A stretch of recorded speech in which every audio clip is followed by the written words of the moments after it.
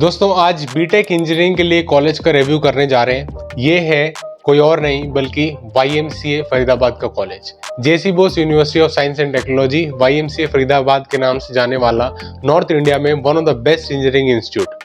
क्यों ये बेस्ट कहा जाता है और क्या आपको अपॉर्चुनिटीज देता है एज ए स्टूडेंट्स, क्यों आपको यहाँ पे बीटेक इंजीनियरिंग के लिए एडमिशन लेना चाहिए, कैसे आपको यहाँ पे एडमिशन मिल सकता है, इन सभी चीज़ों के बारे में आज के इस वीडियो में हम लोग डिटेल्ड डिस्कशन करने जा रहे हैं। तो चलिए दोस्तों, बिना किसी देरी के आज के इस इंटरेस्टिंग वीडियो की शुरुआत करते हैं।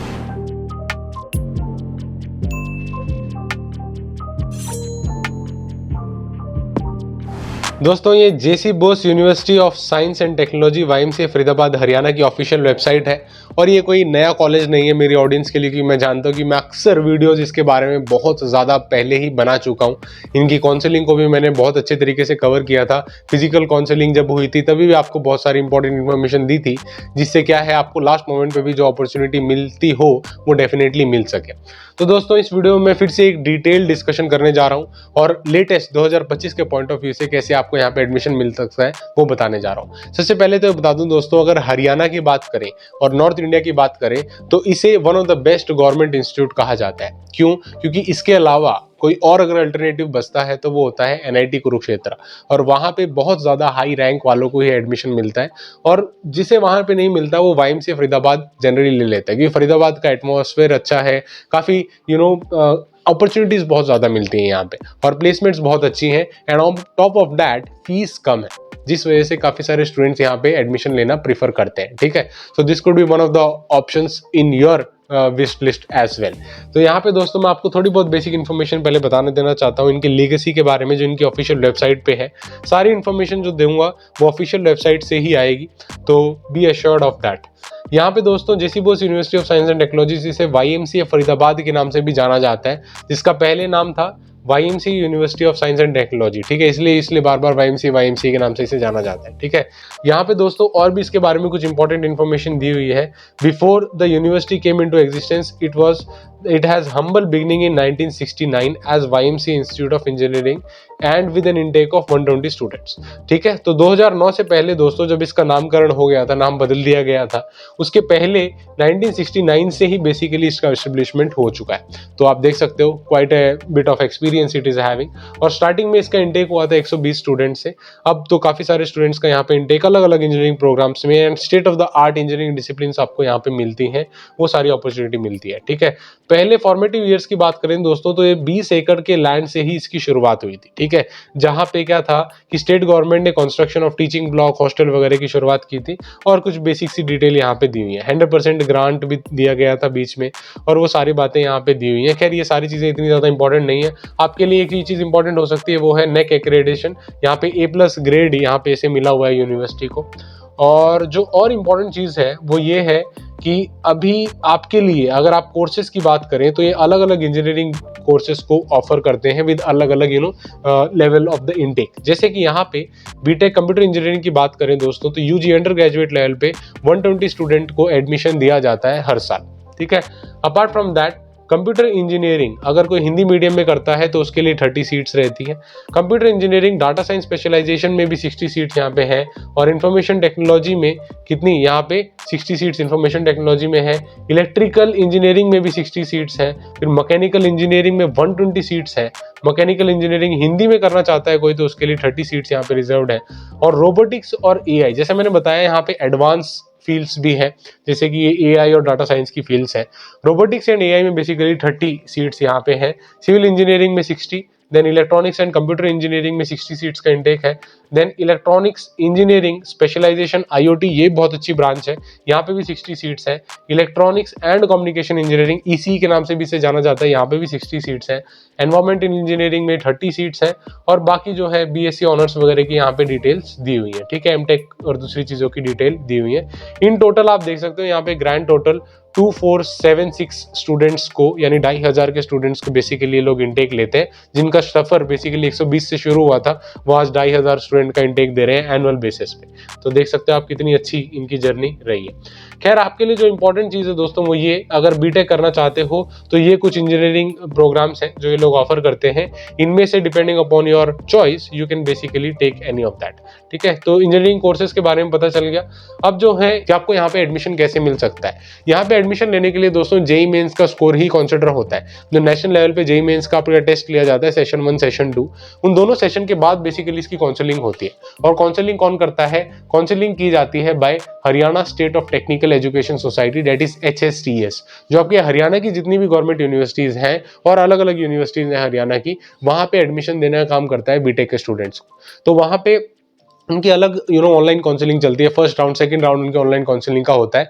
वहां पे बेसिकली आप यहाँ पे जेसी बोस यूनिवर्सिटी को चूज कर सकते हो as one of the options, और ऑनलाइन काउंसलिंग के माध्यम से सबसे पहले सीट वहीं से भरी जाती है। वहां पे कुछ सीट्स अगर वैकेंट रह जाती हैं, क्योंकि स्टूडेंट्स जो हैं मल्टीपल कॉलेज में अपना पांव जमाने की सोचते हैं और बेस्ट कॉलेज लेते हैं लास्ट में, तो क्या होता है कि कुछ सीट लास्ट में वैकेंट रह जाती है, तो वो फिजिकल काउंसलिंग के माध्यम से भरी जाती है। ठीक है, तो ये सारा कुछ प्रोसीजर होता है J C Bose university of science technology YMCA Faridabad के अंदर।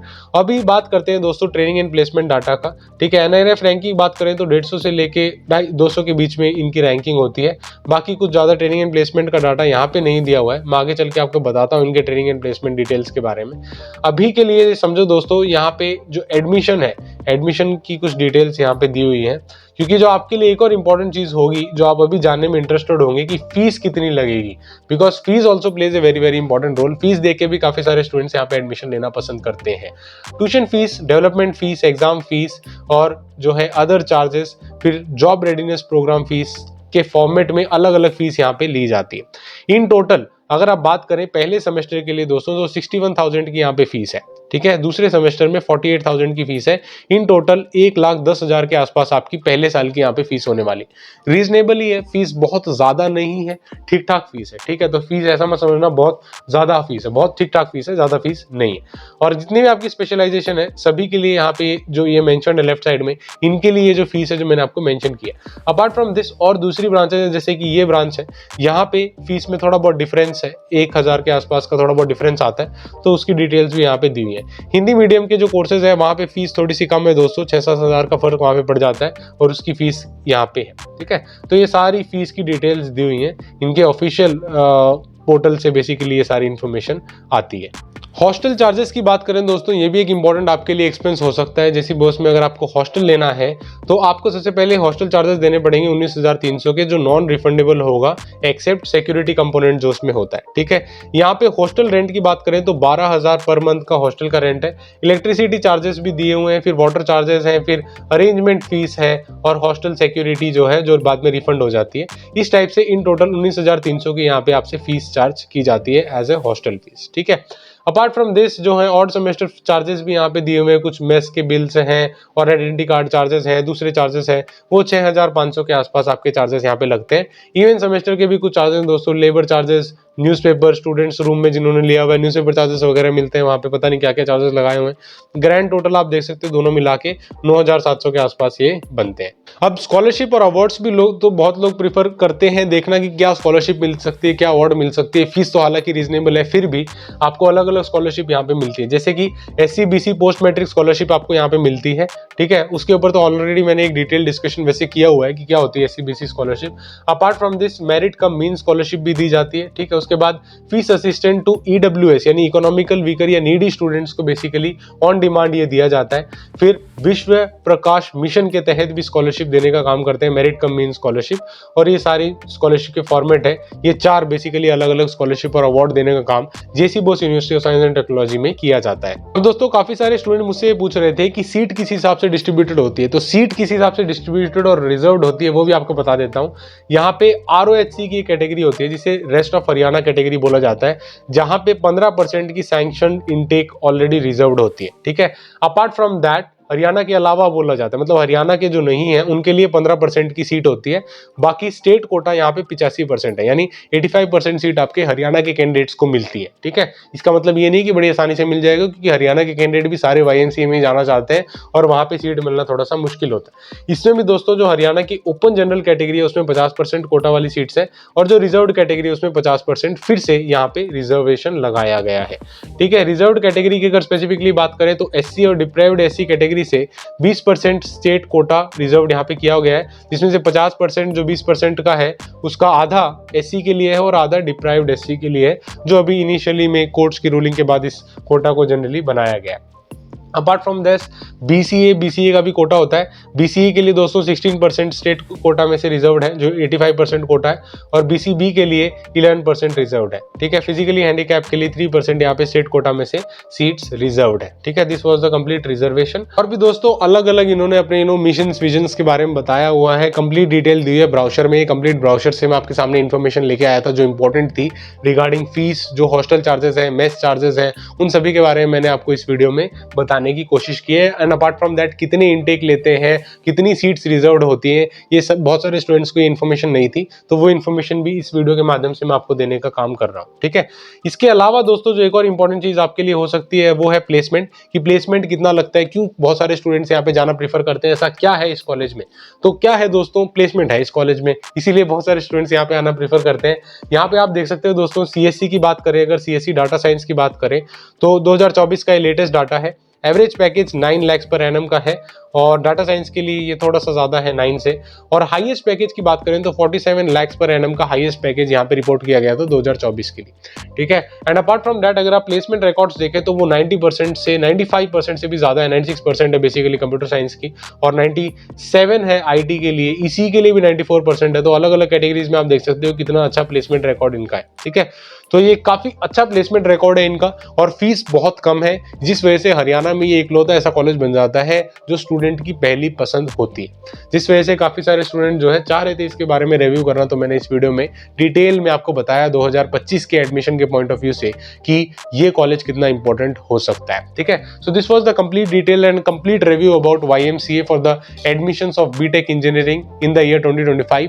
एक बहुत अच्छा कॉलेज है, बहुत अच्छी एनवायरमेंट है, डिसेंसी के साथ आप यहाँ पे एडमिशन ले सकते हो और जो है अपनी पढ़ाई आगे की कंटिन्यू कर सकते हो। ठीक है, जेईई मेंस के ऊपर ही ध्यान देना, क्योंकि उसी के स्कोर बेसिकली यहाँ पे कंसीडर किया जाता है आपको एडमिशन देने के लिए। ठीक है, सो आई होप दोस्तों चीजें बहुत हद तक क्लियर है, और काफी सारे एस्पेक्ट में जो भी हमने डिस्कशन किया हुआ है, अब कोई भी डाउट आपको नहीं है YMCA को लेके। ठीक है, और इसके अलावा भी कोई डाउट रह जाता है तो कमेंट सेक्शन ओपन है, उसमें कमेंट करके आप डेफिनेटली पूछ सकते हैं। हम लोग कोशिश करेंगे आपके सभी क्वेरीज को आंसर करने की।